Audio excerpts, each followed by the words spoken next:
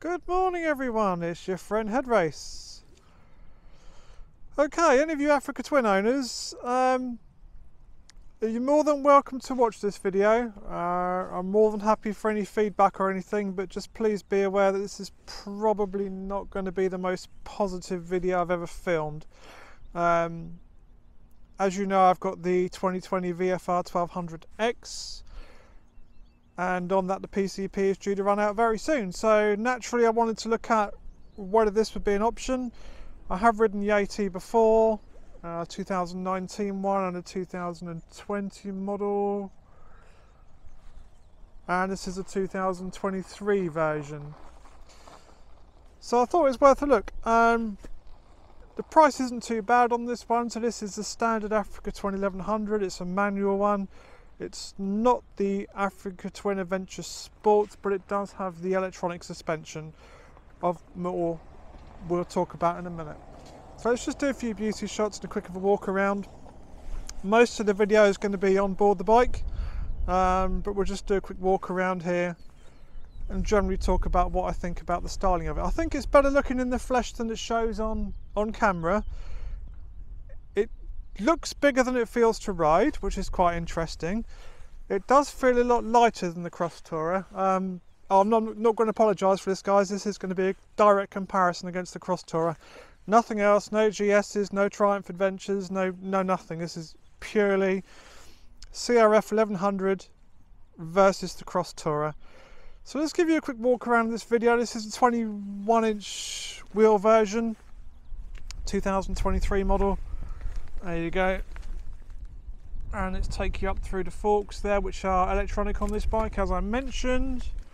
You've got your twin rads in there, which is quite a neat idea. Any stones that flick up, anything at the frame rather than the rads. Nice graphics kit on this one. If I was going to choose a standard one, this would be the colours I'd go for, to be honest. There's your 1100 or 1058, whatever it is, cc parallel twin, of which we'll talk about quite a lot. You can just see the frame in there, removable subframe on these. This being a 23 model, it's got the flapper motor in the exhaust. It's also got the main stand on this one.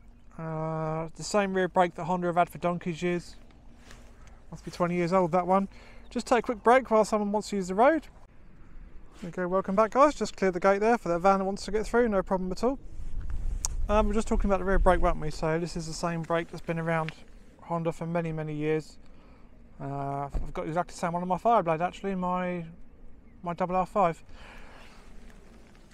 73 reg, as you can see. This one's got the top box. We'll talk more about the luggage in a minute on the ride. There we go. And that is something I want to talk about a lot, the chain drive.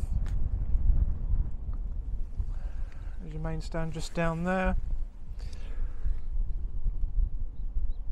Twin radiator fans, which I quite like. I quite like bikes with two radiator fans. When they do get warm, then they can cool down a bit quicker. Just tucked in there, there we go. Okay, as you can see, it's a demonstrator bike. This is not mine. Thank you very much to the guys in Bournemouth Honda for arranging this for me. Okay guys, we'll jump aboard and we'll have a nice long chat on there. Again, so here we are aboard this 2023 Africa Twin standard with the electronic suspensions. I want to say suspensions deliberately because it's got front and rear electronic. So here we are then, this is what you see when you jump aboard Africa Twin. The switch gear, which personally I don't have a problem with. Essentially it's very straightforward. This is when you have your Bluetooth connected, you can use your track backwards and forwards.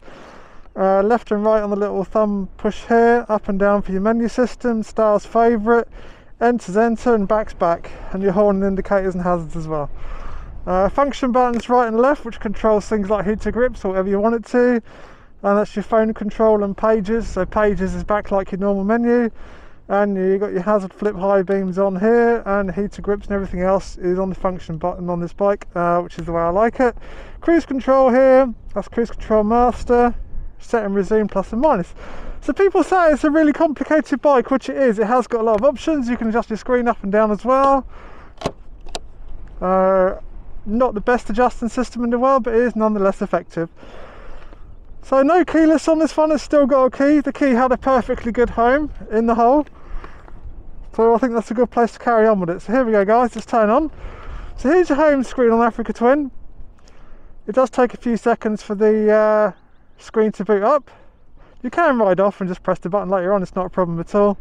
And you've got your secondary screen here, which has got your primary warning lights. Standard stuff, 2023, if you crash it it's your fault, so and so and so and so. And let's press OK there. As you can see, I'm in gravel mode. So the scrolling the modes is really easy. Up and down arrows. Off-road mode. User 1. User 2. Tour mode, which is the most common one. And we're going to start off in tour mode, okay? So start is on the normal start button. Honda used to have a separate start button, but they've combined it now. And as you can see, tour mode has got all the information you need. Power, engine braking, Honda torque control as they call it. ABS is on, engine temperature, fuel levels, gear indicator, tachometer. And there you go, you can scroll across your 4 screens like that. I like it on that one there. And let's set off. So just a really open warning guys, those of you that have got Africa Twins, please don't be offended, but this is my genuine opinion of the bike. I don't see the point in doing a review if you're not genuine, so... Okay. And that's the first problem. You'll see the gear indicator isn't working. And that's something I deliberately wanted to show you. If you are not super positive on this gearbox, it doesn't select as I'd hope it. I know Honda are not famed for fantastic gearboxes, and this one doesn't do anything to change that. You might be able to see it, we're fairly bumpy through this bit of road, and it's on, let's see what mode it's on. So in terms of your electronic suspension, it's on Solo Rider. You can see by the little symbols just here, you've got 1 helmet, 2 helmets and luggage, and you can choose any combination you wish. So 1 helmet is 1 rider. You can go 2 riders, 1 rider with luggage, 2 riders with luggage. And there is a bit of a difference there, you can feel it. And the biggest illustration of that I think is, just watch out for Eagle the donkey here. The biggest illustration of that is when you go into gravel mode. So as you can see, we're in tour mode now, it's just at the top of the screen there. So if we go into gravel mode, you can just feel the suspension winding off, only takes a second. And now it is very, very, very soft. I can genuinely feel the difference there. And I don't know if I'd use it on gravel so much, whether I'd actually use this bike on gravel if I did buy it. But certainly over really rough roads like this, you really can feel the difference. So that's actually quite impressive. So I can see the point of the electronic suspension on that one. Now the screens on the dashboard here, you've essentially got 3 different modes. You've got what Honda call gold, silver and bronze. And this I believe is the bronze one, because it's got the most limited information. So that's something else I wanted to talk about. So let's start actually reviewing stuff rather than talking rubbish. Let's start from the front and work backwards. It was really windy today guys, apologies for that.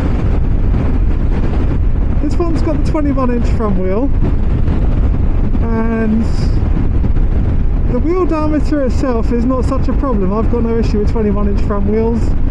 Taken in context, they work absolutely fine. Yes, the steering is a little slower, but look at the bike, take it in context. Now the 24 version, you can get in a 19-inch front wheel, so there's a solution. But we're on 21-inch wheel, so we talk about that. This one's got the Karoo tyres on it. and they are horrifically noisy, shockingly so. I'm not disputing their grip, and they feel very good, plenty of grip, very neutral. I have had this banked over a little bit, and I certainly got no complaints. You can feel them moving around, and I'm sure they'll last very well. My concern is how noisy they are, and when we come on to the A31 later on, you'll hopefully be able to hear that. It would drive me to the point of even further insanity. I would have to get those tyres swapped off. My preference would be the Bridgestone A41s, not the off-road based A41, the road based A41, which I've got on my Cross Tour, and they are excellent. So I'm not really going to hold the tyres against the bike, because that isn't the bike's fault. You can put whatever tyres you want on it, but it does come with these ones that are currently fitted. So moving back from the front wheel, or kind of in the centre of the front wheel, let's talk about the front brakes.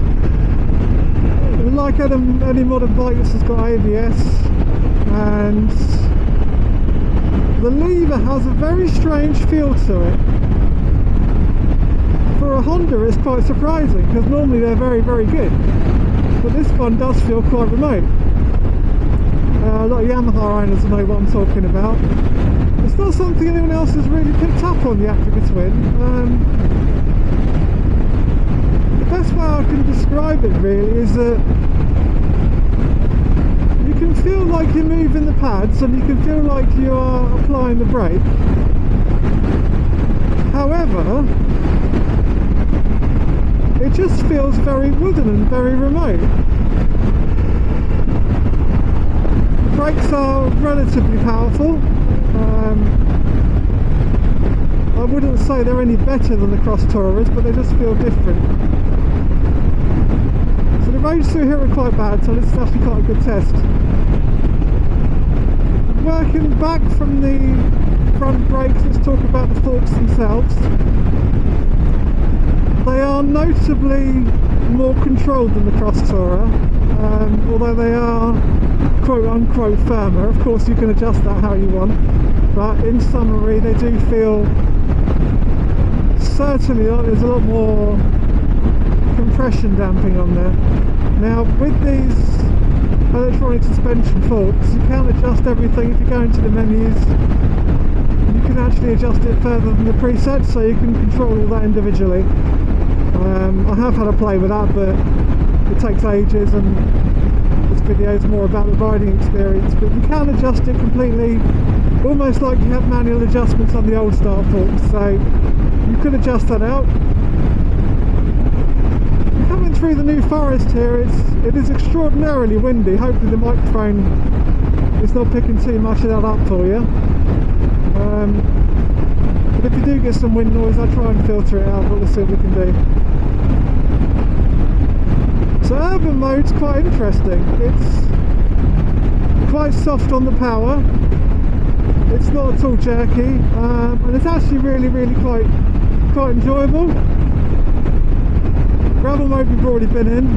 I just want to try off-road mode quickly. I do like the display on off-road, I must admit. I think it looks really cool. And you can feel the bike stand up on the suspension. I don't know whether it's just because the suspension firms up, but as I adjusted the mode there, the bike notably stood up. And even if it doesn't actually do it, it certainly feels like it's a lot taller. And the suspension is, as you'd expect, in between tour mode and gravel mode. That's quite interesting, I quite like that. And this would be the bronze screen, I think. Perhaps the other one was silver and this was bronze, I don't know. Whatever, so the information's really quite limited.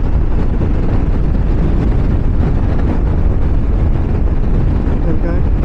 Just keeping my eye on the roads and traffic. Lots of things happening around the forest, guys, lots of horses and things. The advantage with the dual screens is that, as you can see, I'm currently in 4th gear, doing some miles an hour.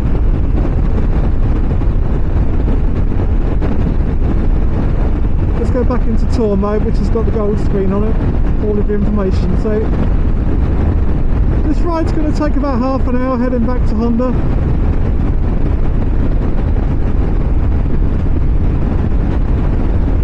There we go, someone enjoying their Mercedes out today. Now the gold screen has got a lot of information on it. I'm not sure if you can see it on the camera.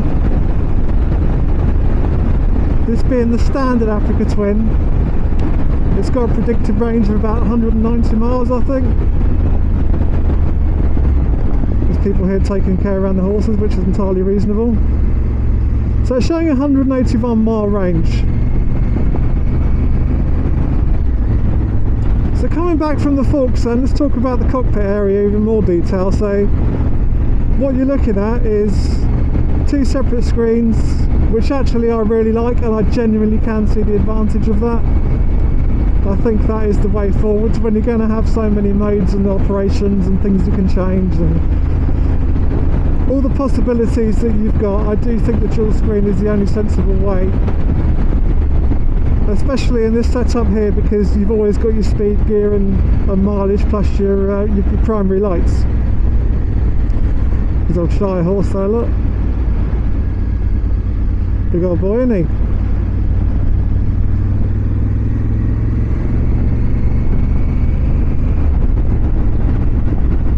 I want to see what it's like across this cattle grid here. So yeah, actually very well controlled actually. That is quite impressive.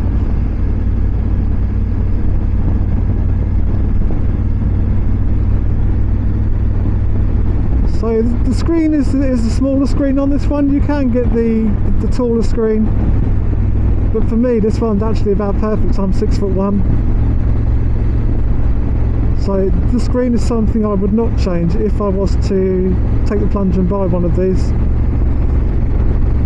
The handlebars themselves are nice and wide, definitely wider than the Cross Tourer. What I'm not so keen on, and this seems to be a theme across the bike, is I'm sure it's very safe and I'm sure it's got a safety factor of probably 4 or 5 in there, but all of the little push fixings, little plastic push fixings, and all of the bolts and screws are far smaller than they used to be years ago, and even on things like my VFR. And my VFR is a 2020 model, but essentially it's a 2010 design. And it just really shows in the modern bikes that, I know it doesn't make a difference in the real world, it's just one of those things I like to see a big sturdy bolt. It probably weighs more and therefore it costs more because of more materials. I get everything that's going on, I really understand what you're doing, Honda, but I just think it looks a little bit weak and a little bit not quite so industrial.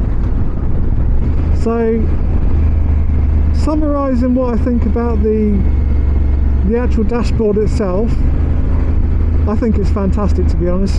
The actual dash and all the options you've got, it is really, really impressive. Yes, you can connect your phone up. So the way it works is with that, if you have your phone paired by Bluetooth, whenever you turn the bike on, it pairs for your things like your phone. You can control your music and things on it, and it pairs to your headset. What you don't get wirelessly is Apple CarPlay. I don't think that's a huge problem. I know some people see it as a negative for this. I personally don't. If you want to use Apple CarPlay, you have to use your USB cable, and it goes just the socket just there on your right hand side. The why I think it's not a problem is because if you're going to use your phone for effectively data and information anyway, you'd like to have it on charge just to make sure your battery doesn't go flat. So generally speaking, if you're using your phone on your bike, you'd have it on charge anyway. So I really can't see any disadvantage by using CarPlay through a cable. It certainly wouldn't be an issue for me, and if I was going to buy one of these, it wouldn't be a negative in my eyes at all. As you can see, lots of floods and things around in the forest. It's hasn't rained properly for a good couple of days now. but everything's absolutely saturated, so hopefully we can get on a slightly faster road here and start to test the handling a bit more. Now, just using the mirrors obviously as you do go through a junction. The mirrors are quite small, but they are really well positioned. You can see behind you, which is generally speaking a good thing with a mirror.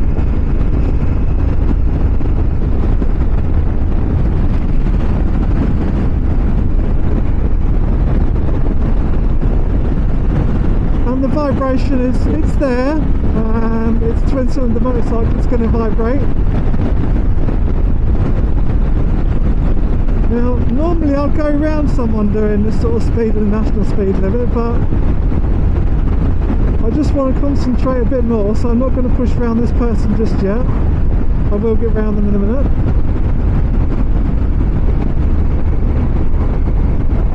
Let's wait for a nice clear bit of roads. There's double whites at the moment, and I really don't understand why this person's doing 50 miles an hour. So we'll try and get past them just up here.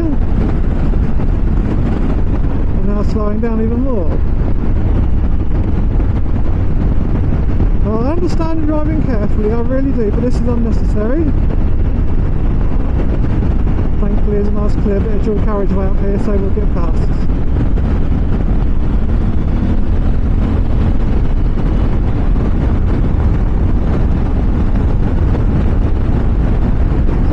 From the engine's actually fairly impressive. It's only 100 horsepower, which is notably less than my VFR, but it actually picks up relatively well. So these set of corners here are really nice, so let's see if we can test the handling a bit.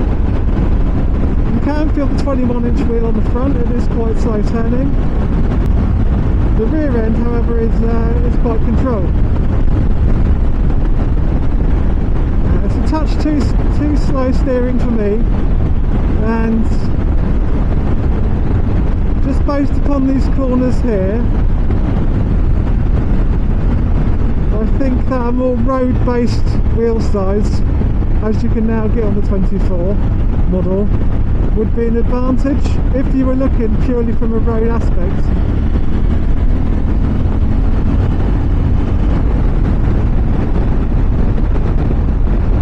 Pushing it on a touch harder now because I'm getting more used to the handling. The feedback from the road is quite weird actually. It's a soft bike when you can feed all the details on the road. You can feel the difference in the road surface as it goes from smooth to rough. And it does wallow just a touch.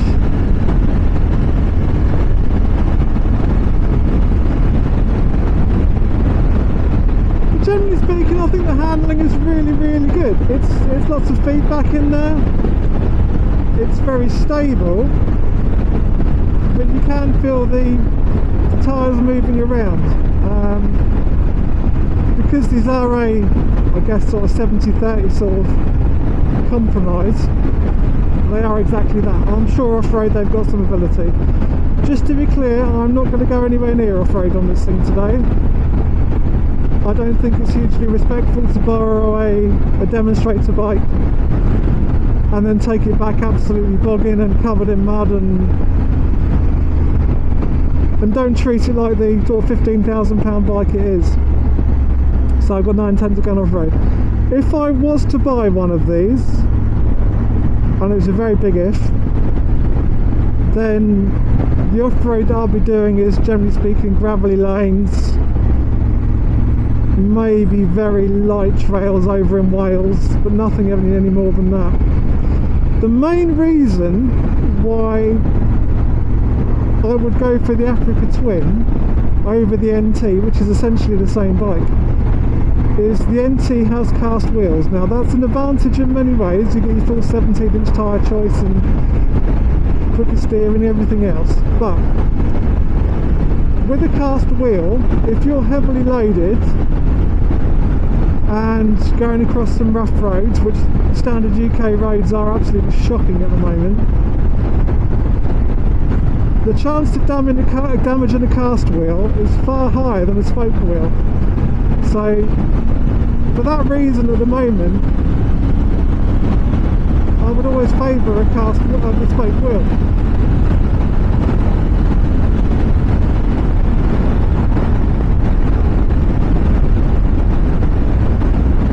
With a spoke wheel, they're able to absorb the conditions far easier. So I appreciate it's not a huge problem in the real world, but that's my logic behind having a spoke wheel on a big bike like this for 2-up touring.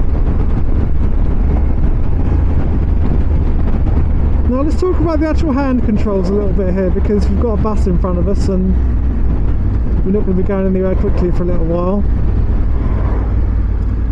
So it's a cable clutch on these, which is a step back from my point of view. I do like a hydraulic clutch. I find them much smoother. I find them very simple to maintain. I changed the clutch fluid on my Cross Tourer just the other day and it took about 10 minutes. Very, very simple to do, and it needs doing every couple of years. So from a maintenance perspective, hydraulic clutch offers no disadvantage.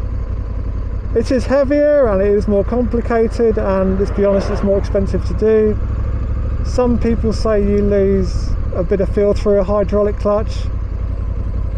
I disagree with that, because if the cable on your cable operated clutch is not perfectly adjusted and it's not perfectly maintained in terms of lubrication and doing the checks that you should do on your cables very regularly, the feel on a cable clutch soon degrades. So the number of cable clutches that are actually operating perfectly is relatively few compared to a hydraulic. So, and of course you've got the failure point there. If your cable goes, then you lose your clutch. So this is actually a really good test of the bike, so I'm enjoying this little example here.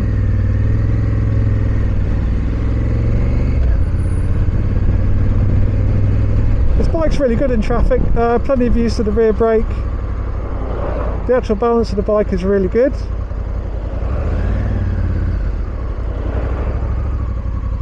Lots of roadworks at the moment, so we'll try and get around these as quick as we can.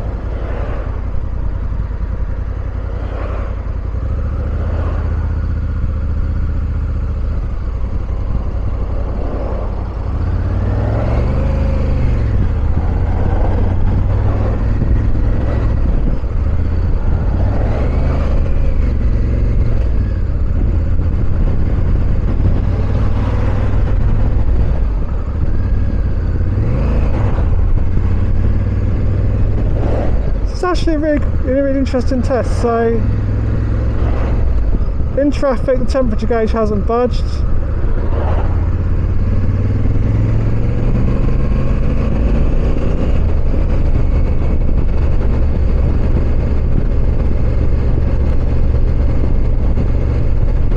Yeah, really impressive actually. So the actual clutch is very controllable, very smooth, there's no juddering on there.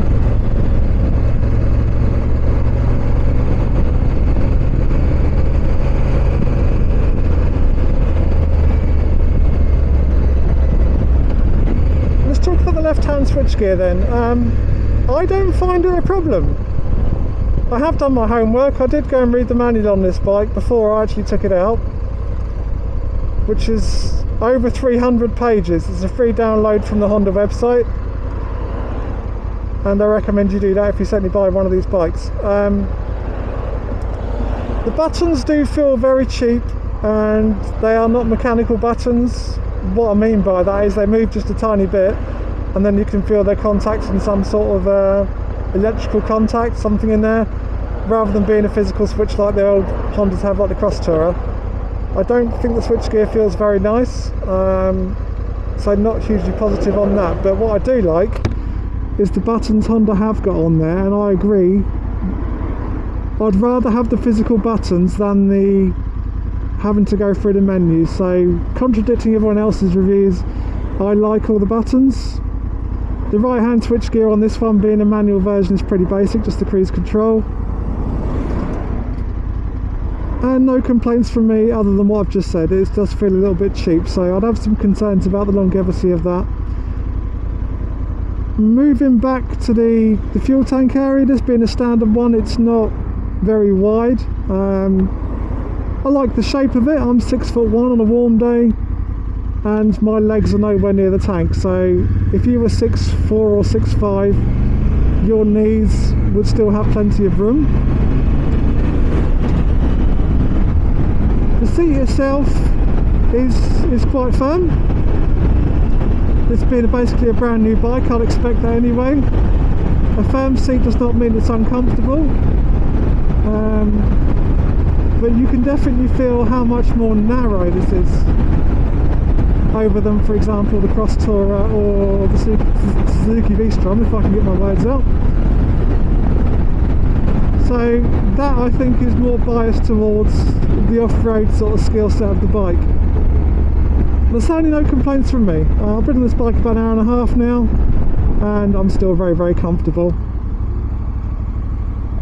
So here we are, still feet up until that point. And the actual general balance of the bike is really good. So let's get on to the controversial bit then. Let's stop talking absolute rubbish and talk about what I want to talk about. Moving down from the seat, obviously you've got the engine. Someone enjoying his Bonneville. But this is a big 1100cc twin. While I get the benefits of that in production costs and torque figures and economy, I get all that, and I'm sure all those points are very, very valid. Now, no matter how many balance shafts you've got, and whatever mapping you run on a twin-cylinder bike of this size, it's going to vibrate. And this one absolutely does. So top gear now, 79 an hour. We're doing just about, well, just under 4,000 revs, and you can feel it vibrating. It's not unpleasant, but you can definitely feel it. Compared to the V4 in the Cross Tourer, which you simply cannot feel at this speed, I think that's a step back. So that's one negative against the engine. Let's put cruise control on. There we go. As you can see, I've got it set at 73 miles an hour. The cruise control on this bike is not radar, so it's just standard cruise control. That's absolutely fine for me. Now the reason I chose this speed is like, this is the speed at which I first picked up that noise from the tyres. I hope you can hear it because it's dominating, and that is unacceptable. I would have to get those changed off. Cruise control is really nice. Just demonstrate, look, the cruise control, no right hand.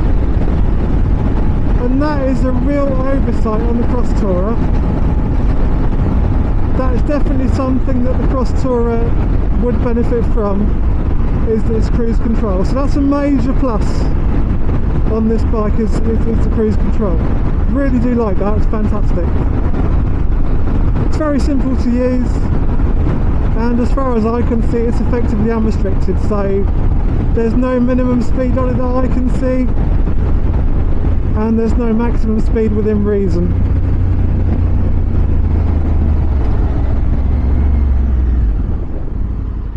So again, just pulling up at the roundabout here, these brakes are not impressive. The bike is fairly new. It's only got 327 miles on it.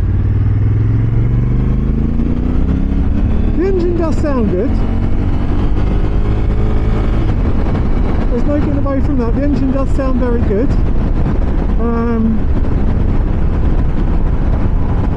But it does vibrate, and that was only about a quarter throttle, so it does go well enough.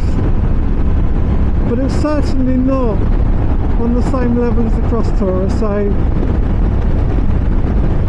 it's a shame that the engine is what it is.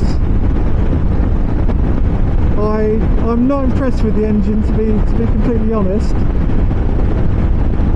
I think the negatives outweigh the positives in the context of a road bike. I'm no off-road expert, and for me it's not a big issue, but I do understand that off-road you want to be in light and narrow and punchy. I get all that, and it is all of those things. So I think the reason why Honda went for a twin is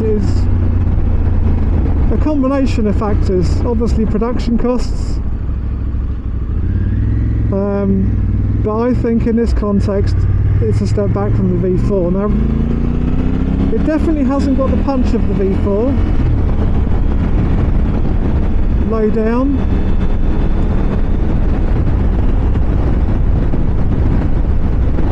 And to be honest with you, if I was doing a really long tour on this, I would find the vibrations a problem, and I think that's because I've been spoiled by the Cross Tourer. But the other reason why I think I'm not being unreasonable, which is unusual for me, is that my Fireblade, which is a 2005 Fireblade, is silken smooth. I don't know why people go round and roundabout and then sit in the lane in the way.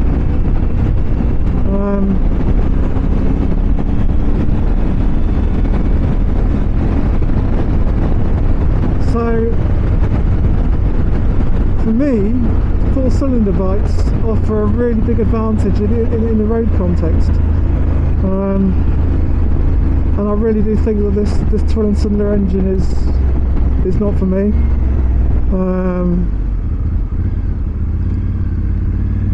I know the clue's in the name, I get that. It's a shame it's not an Africa 4, not an Africa Twin. I think that would be much more to my liking.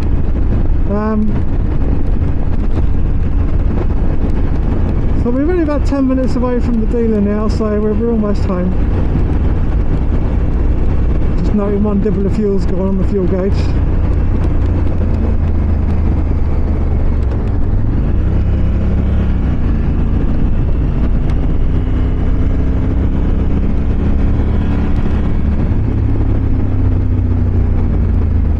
So moving back from the engine, because I think I'm running out of positive things to say about the engine. The rear wheel and rear suspension. The rear brake is very good. It's not linked anymore, which is, as far as I know anyway, doesn't look linked in any way, and doesn't say linked anywhere, so I'm pretty confident they are linked. And that, I think, is a step forwards. I don't think the link brakes offer any disadvantages, other than maintenance costs and complexity, because you have to use a lot more brake fluid, and the left hand caliper might wear the pads out slightly quicker, because that's where the rear brake applies the additional front brake. It's not a problem, but I would say there's no real advantages to combined brakes. So I'm pleased this hasn't got the combined brakes. I will say that's neither here nor there. It's not a gain or a loss, but it's just a bit different. It is very progressive. What I have noted on this is that the rear brake lever is decidedly cheap looking and decidedly cheap feeling to use. The actual pedal itself kind of attaches to what is a blank lever, and it doesn't look particularly strong. Now I'm assuming that is deliberate, because if you were to have any sort of spill or you were to come off this, I guess it's designed for the foot bit, if that makes sense, to come off and then separate, and still leaving you with some lever. So I'm just making an assumption, I might be completely wrong, but I think that's quite disappointing. So if I start talking about the general feel of the bike then, and this for me is the biggest problem. I'm really sorry those people that do own these, and I'm really sorry to say, Honda, this just feels so cheap, and it feels plasticky, and it feels, I'm just trying to think of a better adjective, it just feels like a cheap bike.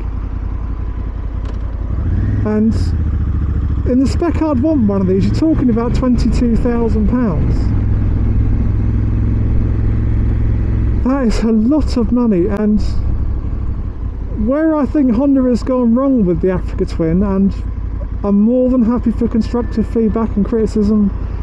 I'm big boy, I've got wide shoulders. I think that so much time, effort and money, development, all the software has gone into the actual electronics of the bike. I would have rather that money gone into the actual bike itself and dynamically made it a better bike. I have ridden some of our incoming wave of Chinese bikes, and I'm not going to name names, but I have ridden some. It doesn't feel hugely dissimilar. I'm really sorry guys, and if I was to spend over £20,000 of my own money, this is not how I would want a bike to feel. My Cross Tourer is almost 4 years old now, and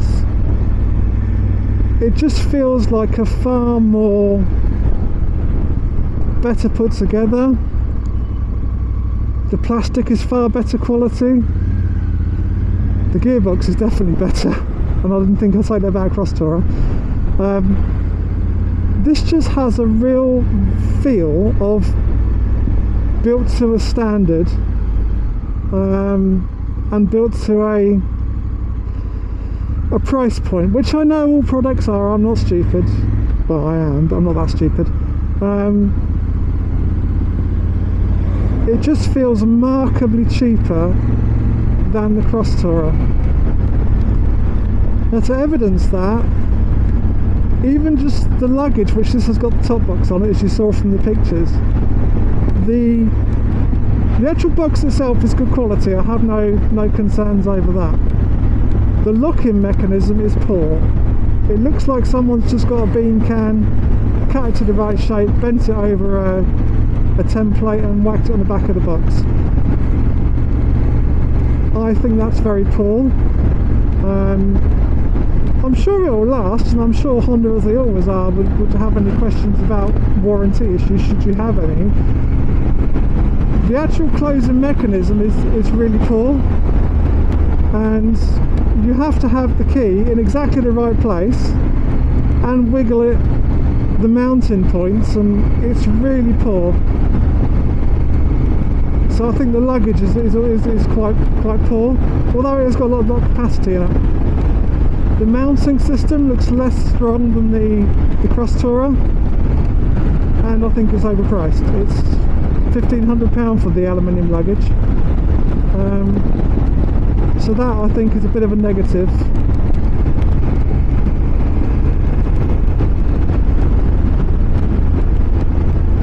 Now, just starting to summarise, because we're coming towards the last 5 minutes. The biggest negative for me, and probably the reason that's going to rule this out for me, is the chain drive. And the idea of having a bike like this is to use it all year round, all weathers, and not worry about it. I'm afraid with the chain drive you just don't get that. Chains do take a lot of maintenance, and I know a chain is fairly cheap to replace, you know, 120, 130 quid, and it's easy enough to do, I get that. But I do not think for what I need, a chain drive adventure bike is what I'm looking for. The shaft on the Cross Tourer isn't excellent. It's good. It's a good shaft. It's not fantastic.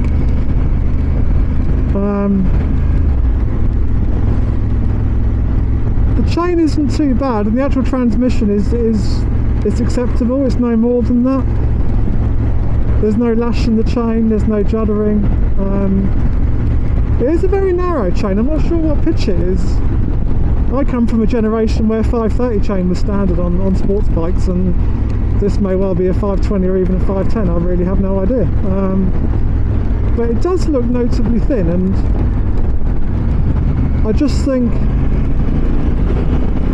as most of these bikes are going to be used realistically on the road, I think that the loss of the shaft was a bad move from Honda, and if I'm completely honest, I think it's why they've lost the sale for me. Had this have had a shaft, I would have considered it more strongly than I am. That's not to say I've completely ruled it out, because I haven't. I haven't said categorically I'm not going to buy an Africa Twin. I haven't said that. But for me, the biggest factor overriding everything else is that chain drive. And I appreciate everyone's thinking, oh, head race, go on then, be boring, get a GS, be like everyone else. Yeah, I'll get all the criticism, I'm prepared to take it. But the simple fact is, is that shaft drive is fantastic on the road, or if you want to use your bike every day for absolutely everything. I know GSs have all had the shafts changed, or the option is there to change them all, I understand that, but I just think in context, shaft is the way forwards.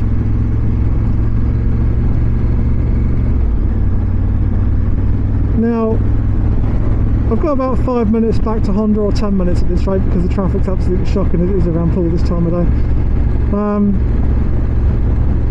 So the one I'm going to look at, or the one offer I've got on the table, and that has kind of generated this test ride, is Bournemouth Honda have a 2023 model, same as this, Adventure Sports model, so it's got the big tank and everything else, electronic suspension, which this one has. It's got the Aluminium Plus pack on it, or the Aluminium Super pack, so it's got everything. It has 3 years, or the first 3 services included in the cost. It's got a data tool alarm, immobiliser thing, which is, again, I'm not hugely keen on those because of all the issues it causes with the battery. And it's up at a good price, and by good price I mean without the deal it'd be a £22,500 bike. Bournemouth Honda have it up at 17,999, so £3,500 under list, and that I think would be unwise to ignore it.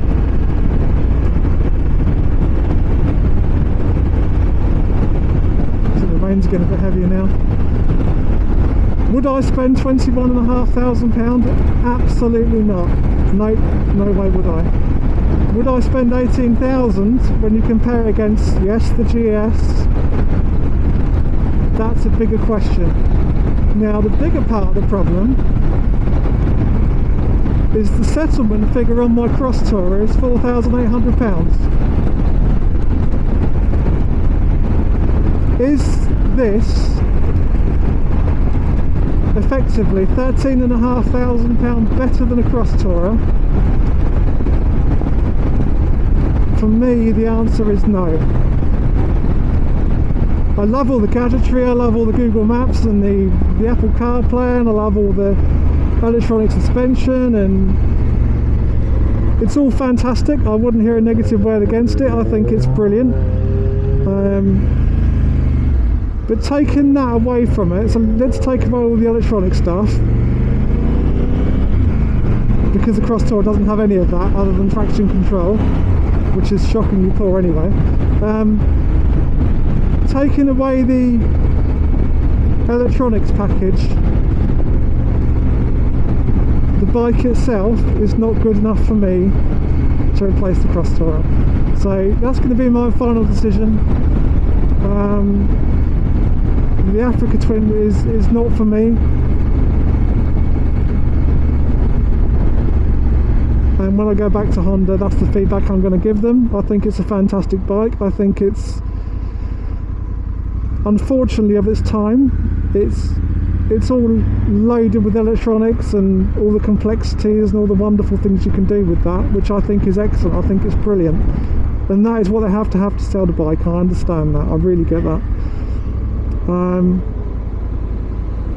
But just really quickly before we wrap this video up then, I've been doing so much research of late and I've ridden everything, including some of the Chinese brands, which, just a warning guys, they're very good. I think the zenith for bikes in terms of technology, reliability, quality, cost comes down to basically a 10-year window, and that 10-year window is 2005 to 2015. I think anything before that is a little bit raw and a bit fantastic, don't get me wrong, I'm a big fan of that era, that's my favourite era of bikes, but in terms of reliability, technology, developments, 2005 was when things really started to change. And from 2015 there's a notable change in quality on bikes, there's a notable change in technology, there's a notable change in how they ride. I think anything after 2015 is not quite the product it would have been a few years earlier, because the targets are just very, very different. So I think that sadly the days of the things like the Cross Tourer and the very early BMW S1000RRs, the Blackbird, I think bikes of that nature are behind us. So I hope you've enjoyed this really long video guys. Here we are back at Honda. Let me know your thoughts.